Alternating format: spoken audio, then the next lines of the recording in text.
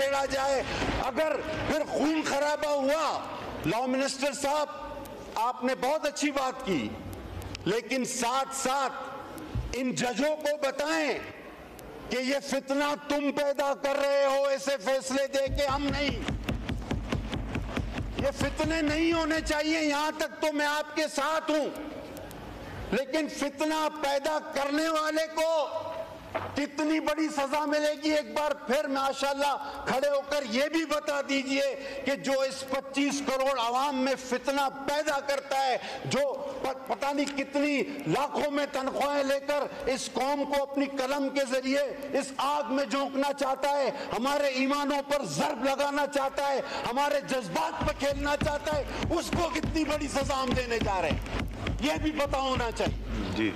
लिहाजा मैं sir speaker साहब आपसे दरख्वास्त करूंगा, मैं 10 बजना अपने भाइयों से अपील करूंगा, कोई कमेटी ना बनाओ। मेरा आका आखिरी नबी है, मेरा ईमान है, हम सबका ईमान है, इस मसले को दोबारा पेचीदा और डिस्कस करने की कोई जरूरत नहीं। हाँ, एक कमेटी बनाओ कि जो इस किस्म के फैसले देते हैं जिससे अवाम में बेचैनी, इंतशार और फितना फैलता है, उन लोगों की क्या सजा होनी चाहिए। और आर्टिकल को अगर रीराइट किया गया, और आर्टिकल को अगर रीराइट किया गया तो क्या वो आर्टिकल 6 के जुमरे में आता है या नहीं आता, यह भी बताया जाए। क्योंकि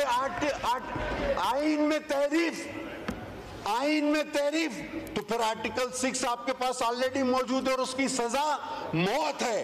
तो मैं इस हाउस से, आपके तवस्सुस से, अपनी तमाम जमातों के साथ मिलकर एक लाउड एंड क्लियर मैसेज भेजना चाहता हूं, चाहे कितना ही लंबा काला कोट आप पहन लो, चाहे कितने ही लोगों को आपने फांसी पर चढ़ा दिया हो, आप हमारे ईमान पर हमला मत करो, हमारे ईमान पर खुदा के वास्ते हमला मत करो।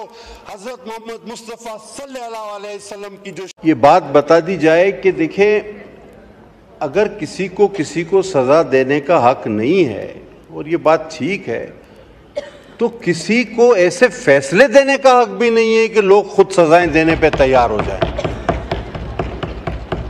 साहब आपने बहुत अच्छी बात की, लेकिन साथ साथ इन जजों को बताएं कि ये फितना तुम पैदा कर रहे हो, ऐसे फैसले दे के हम नहीं। एक कमेटी बनाओ कि जो इस किस्म के फैसले देते हैं जिससे अवाम में बेचैनी, इंतशार और फितना फैलता है, उन लोगों की क्या सजा होनी चाहिए। और आर्टिकल को अगर रीराइट किया गया तो क्या वो आर्टिकल 6 के जुमरे में आता है या नहीं आता, यह भी बताया जाए। क्योंकि आईन में तहरीफ तो फिर आर्टिकल 6 आपके पास ऑलरेडी मौजूद है और उसकी सजा मौत है। तो मैं क्लियर मैसेज भेजना चाहता हूं, चाहे कितना ही लंबा काला कोट आप पहन लो, चाहे कितने ही लोगों को आपने फांसी पर चढ़ा दिया हो, आप हमारे ईमान पर हमला मत करो।